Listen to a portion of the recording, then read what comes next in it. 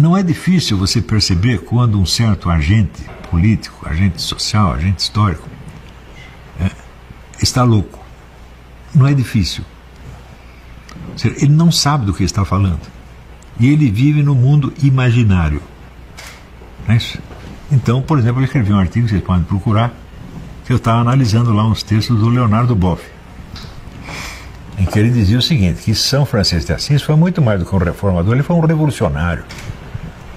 Porque ele estava tão a favor dos pobres que ele beijava os leprosos. Ele dizia, a lepra do sujeito está na conta bancária dele? Só pobre ficava leproso? Ao contrário, em Jerusalém não tinha um rei leproso? Ou seja, a escala dos estados de saúde não corresponde ao estado das respectivas contas bancárias. Ele não sabe do que está falando. Ele pegou um símbolo.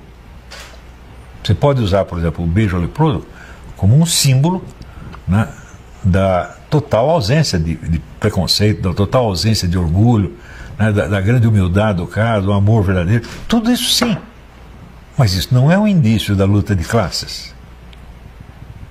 Ele transformou a luta de classes porque, como ele acha que a luta de classes é boa, e você beijar o leproso também é bom, deve ser uma coisa a ter a ver com a outra. Ou seja, ele julga duas coisas não pela natureza delas, mas por uma qualidade que ele vê presente nas duas. Hoje em dia, quando o pessoal, por exemplo, acusa o Bolsonaro de genocídio, é pelo mesmo tipo de raciocínio. Existe genocídio involuntário?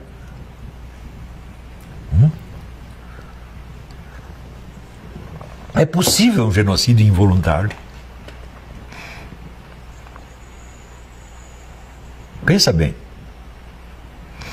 Por exemplo, Hitler e Stalin, quantas vezes eles precisaram assinar sentenças de morte coletivas? Foi uma vez só? Não, tem que fazer isso milhares de vezes. Eles fizeram isso sem perceber.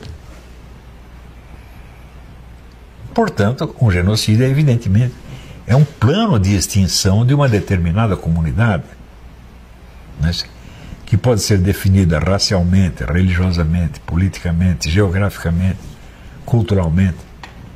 Você dizer, tem esses caras aqui, nós temos que extingui-los. Não é isso?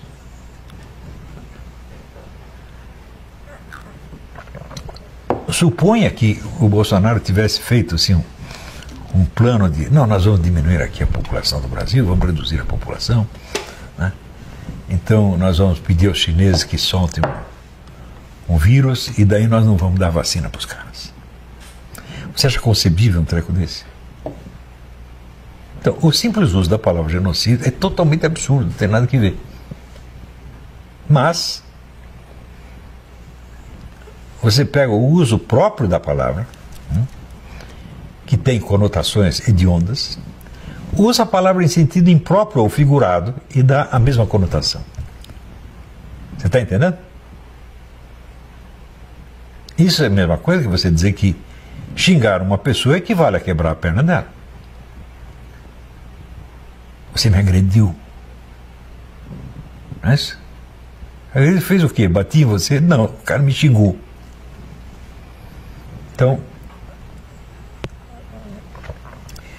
esse tipo de raciocínio desmantela a inteligência humana. Se você se habitua com isso, você se tornou um analfabeto funcional. Analfabeto funcional grave. Ora, mas se todos se transformam em analfabetos funcionais, então basta o sujeito afirmar essas coisas que todo mundo acredita nele. Você acha coincidência que quem mais usa impropriamente a palavra genocídio seja exatamente os genocidas? Claro que não. Porque ele se limpa no outro. O cara que é um genocida se limpa naquele que não é, mas que parece. Parece sob certos aspectos. Parecer sob certos aspectos é uma figura de linguagem, é uma metonímia. Então, há anos falo assim, a linguagem metonímica é o vício mais deletério da política brasileira. E de toda a política em geral. Mas no Brasil a coisa chega no limite do absurdo. Quando juiz da Suprema Corte, o Lewandowski, que disse que o combate à corrupção é prejudicial à economia nacional, pronto. Por quê? Porque baixou o valor das ações da Petrobras. Mas foi o combate à corrupção que baixou o valor da Petrobras? Não, já tinha baixado. E a hora que descobre, é claro que baixa mais. Mas daí dá para você começar a levantar de novo, como de fato aconteceu. Bom, um juiz da Suprema Corte falou isso. Escuta, afirmo taxativamente, esse Lewandowski é analfabeto funcional. Ele não entende o que lê, ele não sabe o que está falando. Daí para a pessoa, não, ele sabe sim, ele está agindo. Escuta, a burrice e a maldade são coisas que são mais próximas do que você imagina.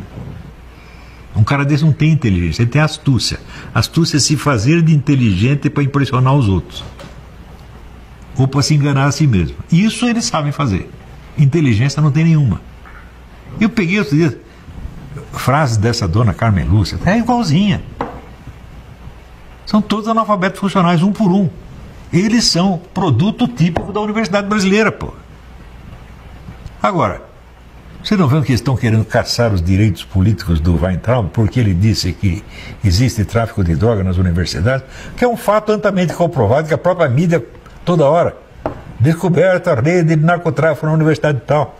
Né? Botaram um cartaz hoje, botaram a cara do Weintraub e várias manchetes desse tipo. Mas ele disse uma verdade óbvia e arquissabida. Não é isso? Ah, mas então quer dizer que ele está contra a universidade. Olha, mas ninguém está discutindo a universidade. Não foi a universidade que entrou em questão. Quer dizer, o cara falar contra o tráfico de drogas na universidade é falar contra a universidade? No mundo metonímico, sim. Porque você está falando mal de algo que se passa na universidade. Pronto, falou mal da universidade. Você está entendendo que esse analfabetismo funcional virou um negócio endêmico no Brasil? Dizer que assim, 50% dos formando saem analfabetos funcionais, fala, não, 50% de todos os profissionais superiores de todas as áreas há muitas décadas, gente, não é brinquedo o negócio. Está entendendo por que eu digo que o problema do Brasil não pode ser esquerda? Não é nem esquerda nem direita. Faça você o que fizer, vai estar errado. Por quê? A pessoa não tem o mínimo de reconhecimento, não tem o mínimo de respeito pelo conhecimento. São todos assim, praticistas, sabe aquele chamado pragmatismo português. É o homem do armazém, ele só pensa no dinheirinho dele. Agora mesmo eu estava comentando aqui um fato. Quando eu era pequeno, eu ia muito num prédio que tinha na Praça Sé chamado Prédio Santa Helena. Meu pai tinha escritório ali. E eu assisti durante a história do Prédio Santa Helena, até ele ser derrubado. Ele foi derrubado, ele foi construído em 1920, derrubado em 1971, para construir uma hedionda estação do metrô, tendo no centro um chafariz de pastilha. A Praça da Sé antigamente tinha uma estrutura simétrica, você tinha a catedral no começo e tinha uma fileira de prédios aqui, o prédio Santa Helena do outro lado.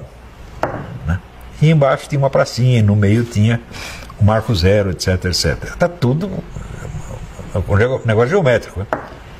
Quando derrubaram o prédio de Santa Helena, a catedral foi removida para um canto.